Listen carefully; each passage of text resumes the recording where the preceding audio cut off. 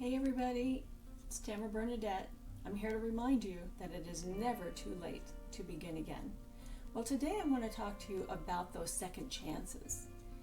Those second chances to go after the dream that you've always had. And don't let discouragement get to you. Well, oftentimes, the discouragement can come from other people. It can come from interviewing other people about you. What I mean is asking people what they think about you and what you should do and their opinions about you. So don't do that. Or it's going down that road of past regrets. And that can be discouraging as well. Don't do that. So I want to talk to you about that voice that you listen to. The voice that you listen to the most is your own voice. And we get all that negative thinking from outside sources. So what you have to learn to do is quiet it. Not just quiet it, but mute it. Just mute it.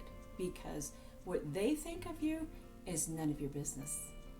Your business is what you want to do for yourself, what you want to do for your life, what you want to bring to the world, how you want to influence and help other people. That's your business. Everybody else needs to be quiet, and whatever anybody else has to say, that's their business and it's not yours. Because what you have to do comes from your own experiences, your own desires, your own calling upon your life. Has nothing to do with everybody else. It has everything to do with what you are gifted and anointed to do. God has given everybody a gift, and it might look similar to many other people, and that's fine, but your take on it is going to be very unique and touch other people's lives better than, say, somebody else that might be a copy or a duplicate or similar to yours. There are people that are going to listen to you because they have a connection. So don't ever think that what you do is irrelevant. It's very relevant. And to get those negative voices out, well, it's going to take some work. And that means doing the work of finding scriptures, affirmations that are reworded for you. That means putting your name in it. That means taking something from the scriptures and putting your name in it to make it very personal, because it's personal. God will give you clues. You go looking and it's there. He's going to help you. You're not out there by yourself. He's not going to leave you out there by yourself to figure it out by yourself. I used to think that for years, that I was by myself and trying to go after my dreams. I felt very, very isolated. I felt very, very alone, and that nobody was hearing me. I didn't feel the support, and I felt that God had abandoned me. And God doesn't abandon us. He doesn't. He never leaves us nor forsakes us, and that's a fact. But sometimes we feel very far away, and we're not. He's not far from us. He's right there. But oftentimes we don't ask, and if we do ask, we don't sit long enough to listen, or perhaps it's not what we want to hear. And the reason why it could be that it's not something you want to hear, because it sounds too scary. It's so big, and you're thinking that could not be it. It's just overwhelming.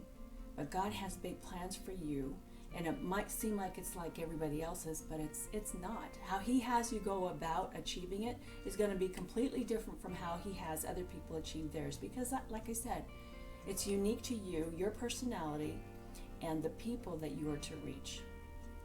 And that is something that I had to learn myself, because there are many people that are doing very similar things that I am doing, but mine has a twist to it. It's different. And what I do and what I bring to people and how I help people is different from other programs that I have seen, other talks, other things. It's similar, but it's different, because I reach a different group of people. And it's the same for you. It's like opening up a restaurant.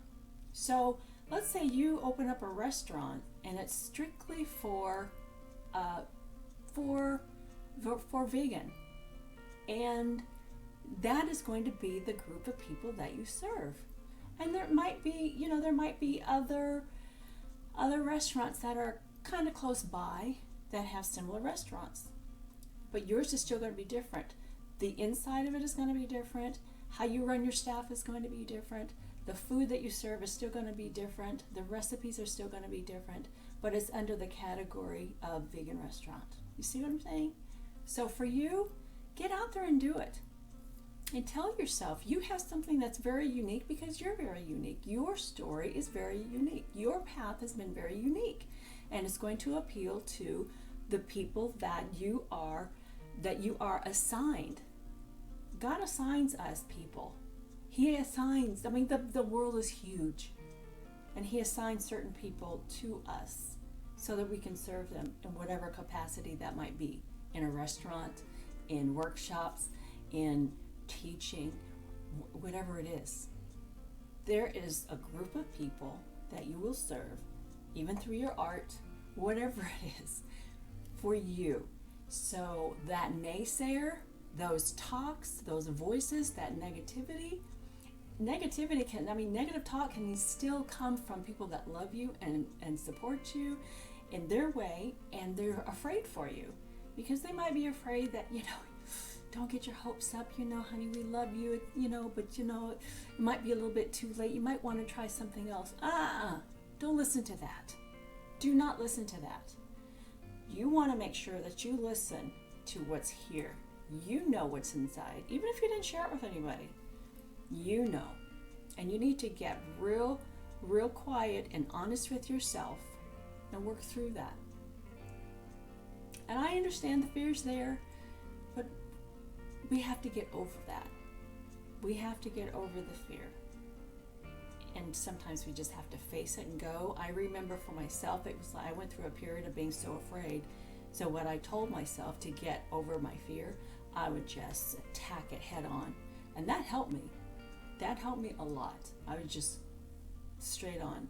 And when I was in school, when I was in college, I used to sit in the back room because I was always afraid I was going to be called on or ask my opinion or what answers did I have. And I sat in the back and I said, this is ridiculous.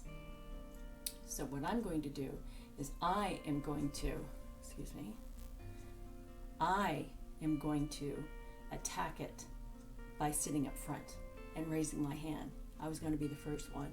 So if we were called to come up to the front of the class, I would say, I'll go first. I just want to get it out of the way.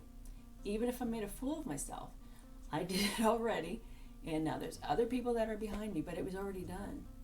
So I'm just saying, there are ways to get around it. Self-talk, reading, and encouraging books, so motivational books, whatever it is going to be for you. Maybe it's reading biographies. Maybe it's going on YouTube and finding the right YouTube videos that encourage you and motivate you. Whatever it is for you, do it. So you can start to begin to change that mindset and get rid of that negativity and that discouragement. Discouragement is a killer. So that's what I want to remind you of today. And remember that it's a work of progress. So you can do it. I believe in you. Have a great day.